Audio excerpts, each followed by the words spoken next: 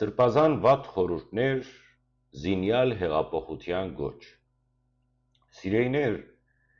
երբ հոգևոր այրմը, որուն շրտներում պարպարը պետք է լա խաղաղություն սերմանել, հանգարց կհայդարարե ռազմական հեղափոխություն, պետք է սարսափիլ և ոչ թե հետևիլ։ Որովհետև երբ Սուրբ Հողը, որ գոչված էր աղոթքով ու քարոզով սրբագործվելու, գևերածվի ռազմաքաղաքական գոչերու բեմի, այլևս բեմը գտադրի լալ խոսքի վայր և գդառնա վտանգավոր հրահրումներու սկիզբ։ Միքայել Աջաբահյանը, որ իբրև հոգևոր առաջնորդ պետք էր աղոթքով պաշտպաներ իր ժողովուրդը պատերազմի օրերուն, կբարձրանա, թե ինք հարաճացուցած է գաղափարը զինվորական հեղաշրջում։ Որ բահուն արդյոք հոգևոր պաշտոնը կվերածվի ռազմական քարոզչության։ Այս հարցումը ամենաազնիվ տագնապի ծնունդն է։ Մեր ժողովուրդը արդեն հաճախ կոտրված է, արտաքին թշնամի է, ներքին անգիտութենեն և աղքատութենեն։ Իսկ հիմա հոգևորականը,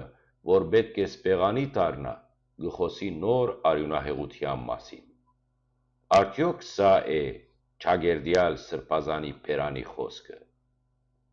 Եվ ավելի սարսափեցնողը ան է, որ ինքը կհբարդանա այս արտահայտությամբ,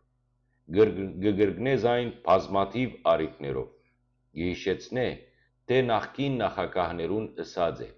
«Դուք չունիք հավատարիմ հրամանատարներ», այսինքն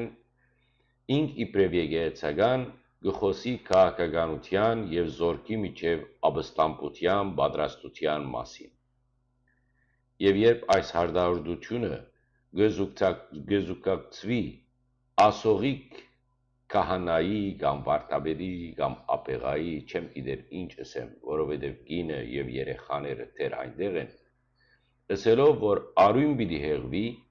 պարզ կլա բանը, թե այս քարոզիչները ճագերտյալ, այս առաջնորդները հոգիով լեցուն չեն խաղաղության։ Անոնք չեն աղոթած, որ հայը ապրի։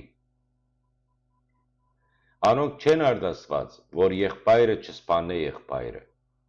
Անոնք իրենց հավակնություններու մեջ պատսպարված են վեղարի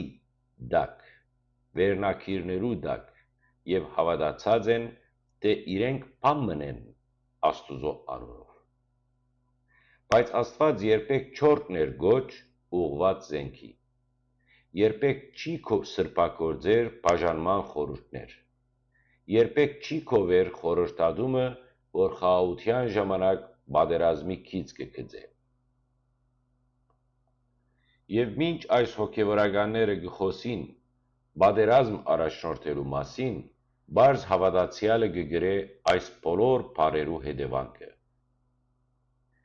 Ոչ մեկ սրբազան զենք պիտի վերցնե, ոչ մեկը իրենց մազը կվնասե,